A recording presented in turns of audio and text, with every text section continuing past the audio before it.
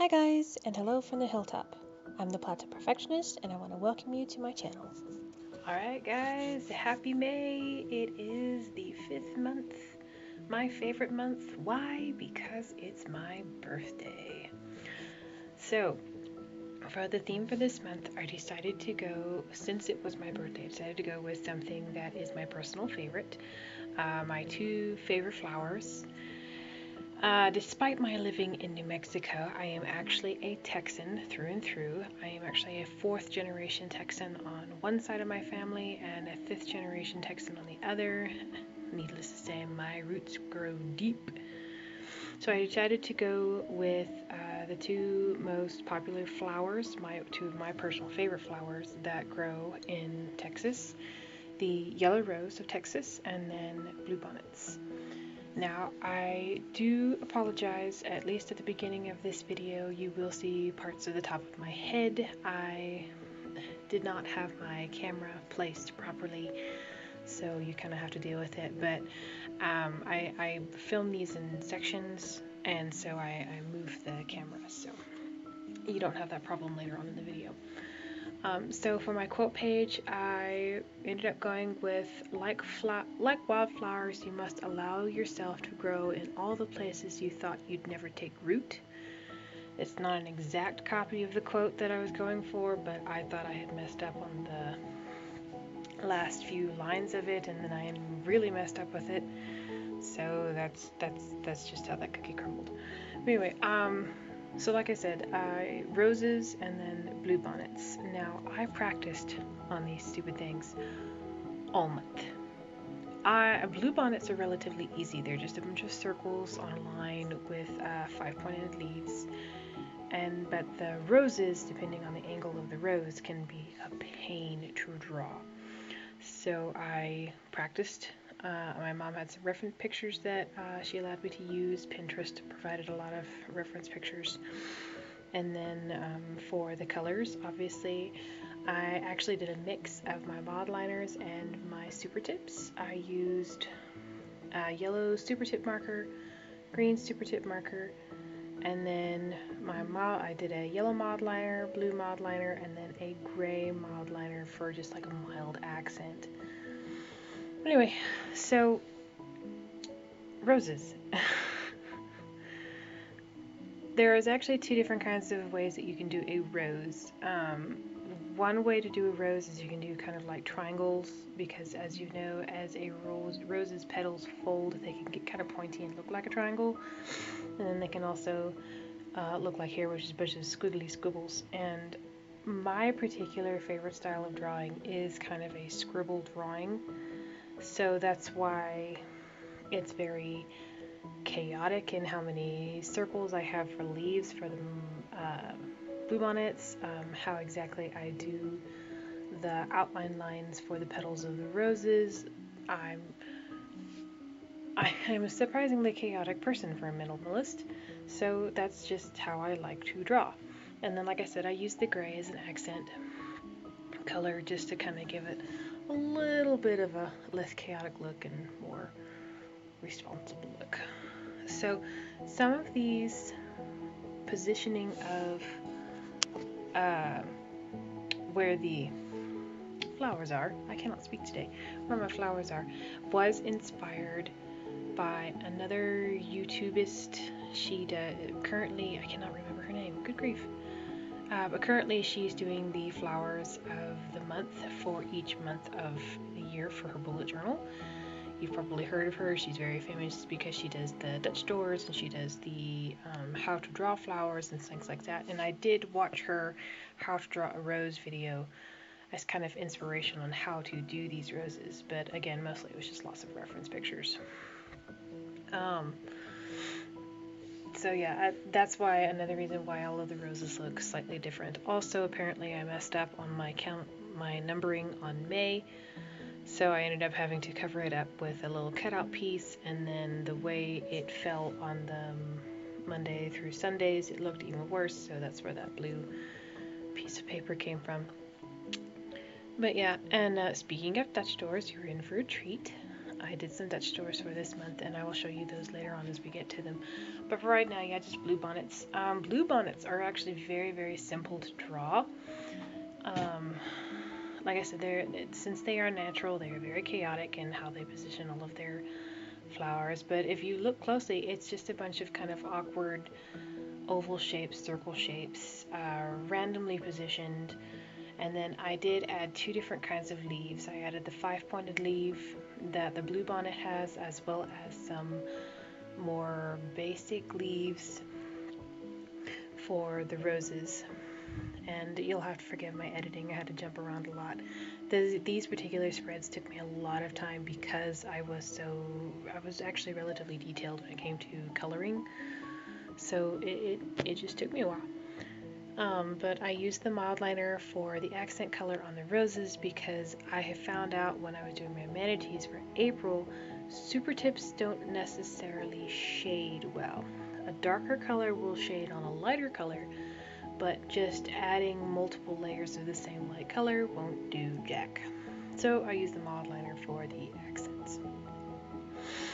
And then when it comes to coloring, especially with the Mildliners and the shading, like I said, I was chaotic. I chaotically scribble and it turns into art.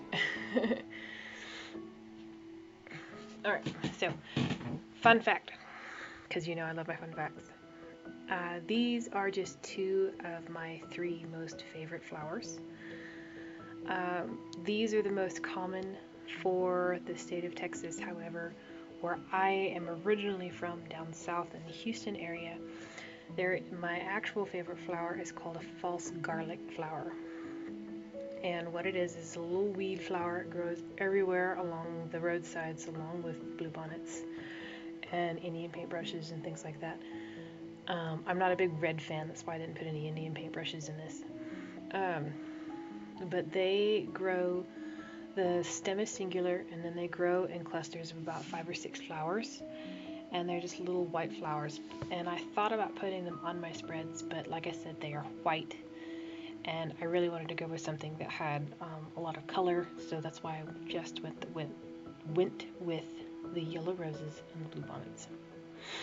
And then of course I've got my little gray accents, and I think they came out okay. I kind of smudged on some places, but it's a Mildliner, whatever, I don't care. I also didn't like the gray shading I did on this particular May, but on the May for my other calendar, it came out a lot better. So something new I also decided to do was I did a dial calendar. It was the first time I'd ever done it, and I actually did it for 2 reasons. 1, because I'd never done it, and 2, because of the way May falls on the calendar. I didn't want to have to redo all the math to figure out exactly how I was going to get the boxes set up on the page. So like I said, I was watching that tutorial on how to draw a rose, and she is also very good at doing dial calendars with her floral design. So I was like, you know what, I'll do a dial calendar, and that way I won't have to worry about setting up boxes for this month, and I can just, every time I need to add a bubble or something, I can draw a line, add a bubble, and add whatever I need to for the day. So that's what I did. So this page was primarily just focusing on coloring, lots of coloring.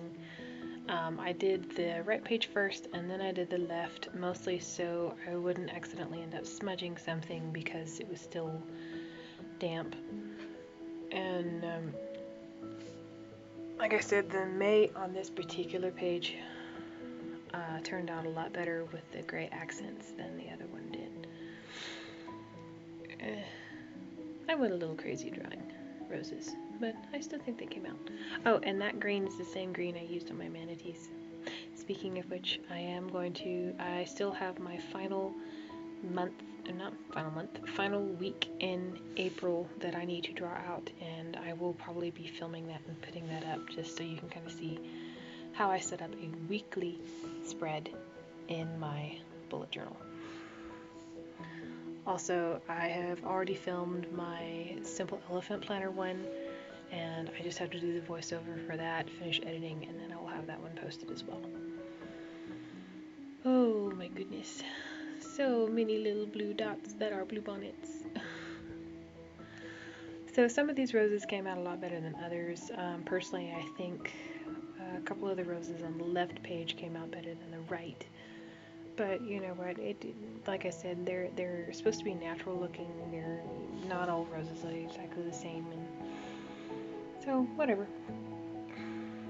So some of the big events that will be happening in May, at least for me, is one is my birthday.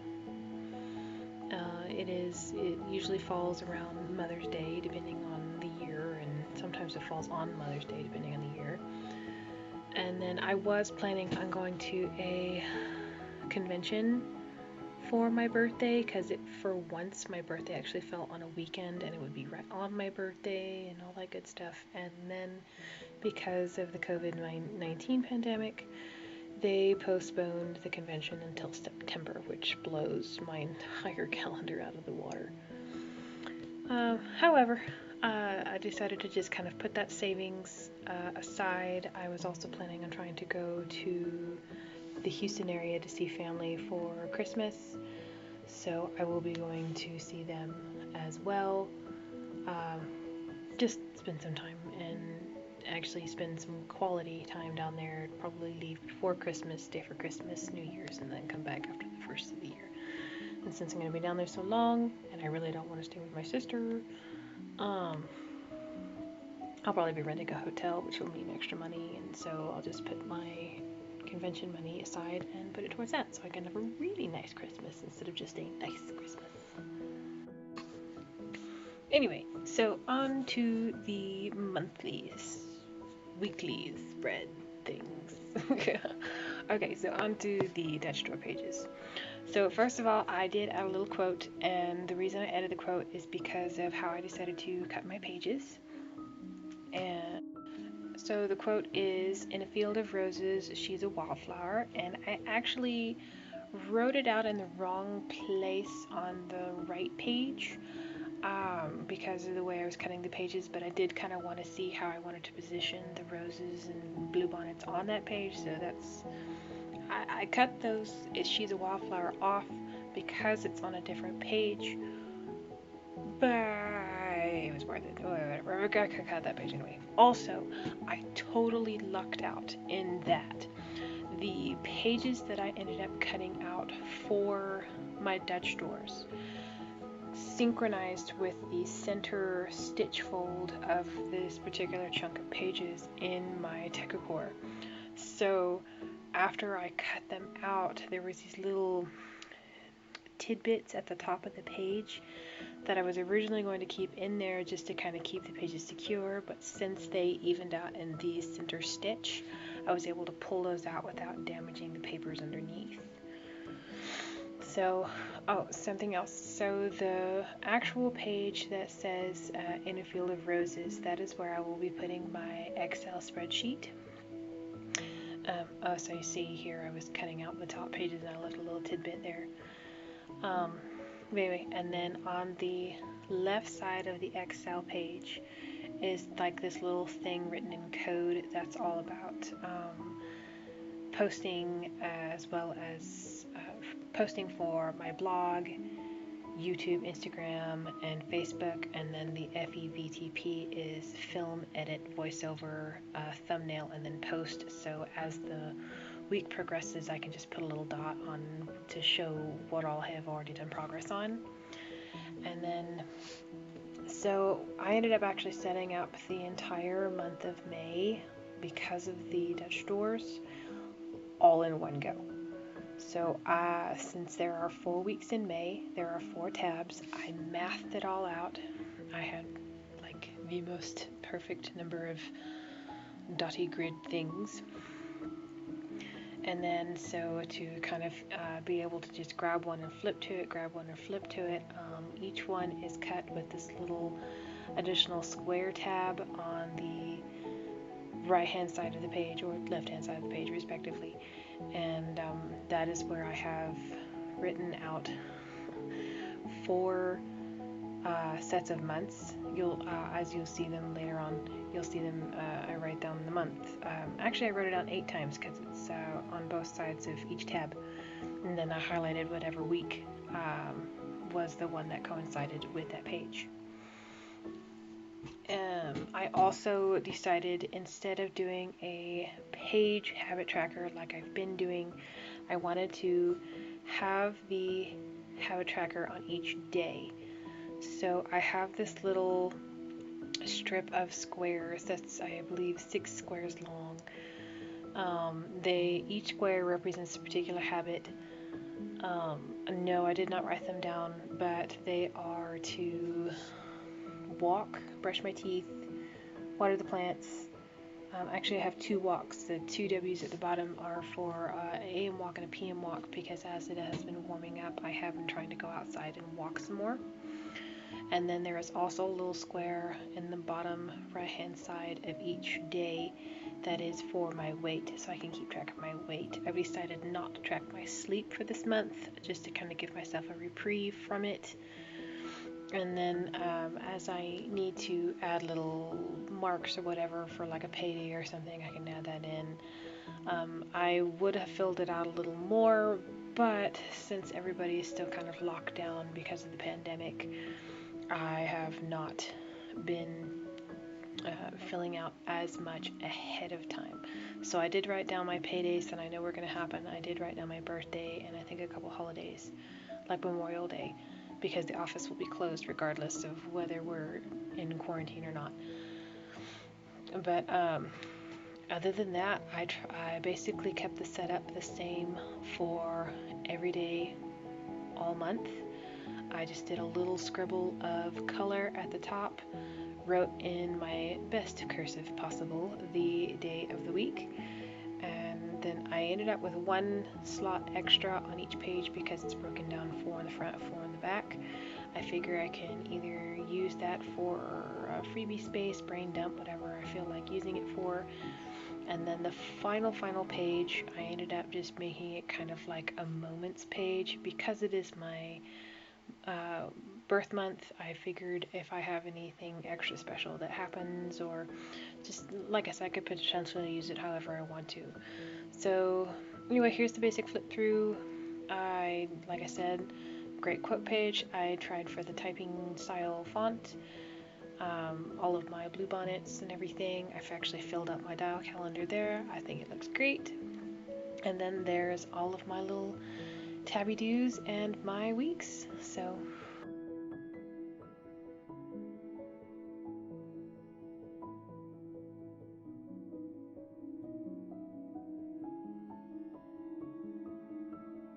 Alright guys, I want to thank you so much for watching my video today. I would love a like, a subscribe, by all means leave me a comment, and also you can find me on these other platforms, Instagram, Facebook, and then my website at theplatauperfectionist.com.